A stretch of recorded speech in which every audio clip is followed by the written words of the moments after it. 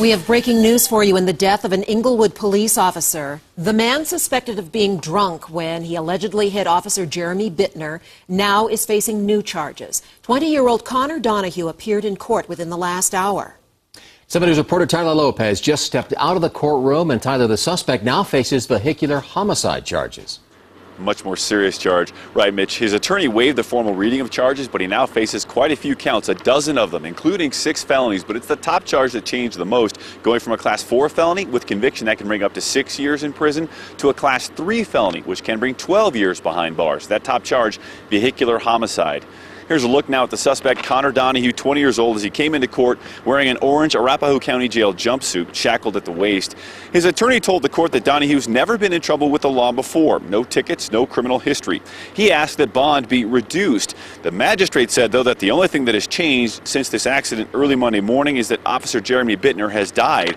And now Donahue faces a more serious charge, so bond will stay at $100,000. Donahue, the court also learned, is working full-time. He also maintained a 3.2 grade point average in college and had just moved out on his own. He had several family members and friends here at the courthouse today, but they had no comment as they left. You can see the flags behind me are at half-staff today. The governor ordered them lowered because of Officer Bittner's funeral, which is later today. Donahue, though, his process is only beginning. He is due back July 10th for his preliminary hearing, facing charges that range all the way from vehicular homicide to DUI to careless driving. Live in Centennial, Tyler Lopez, 7 News. We appreciate the update. Thank you, Tyler. So these new charges came down just before the officer's funeral. And officers from across the state of Colorado, as well as beyond, are gathering in southeast Denver for Officer Jeremy Bittner's funeral. Bittner was a decorated officer who served in the U.S. Army Airborne Infantry, and he is survived by his wife as well as 2 young children.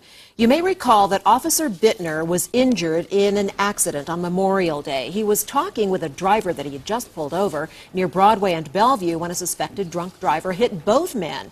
The funeral service at the Denver First Church of the Nazarene this afternoon is open only to family members as well as friends and fellow police officers. The volume of people expected to attend the service could impact you if you drive through that area. The long funeral procession will move west on Hamden Avenue to Fort Logan National Cemetery, where Officer Bittner will be laid to rest. Roads are going to be closed along Hamden starting at 2 o'clock and lasting possibly past 4 p.m. Now, according to police officers that I spoke with this morning at First Church of the Nazarene, it often is selected for high-profile funerals because of its size and location. The family has given us permission to live stream the service on our website, thedenverchannel.com, and again, that is scheduled to start around 1 p.m.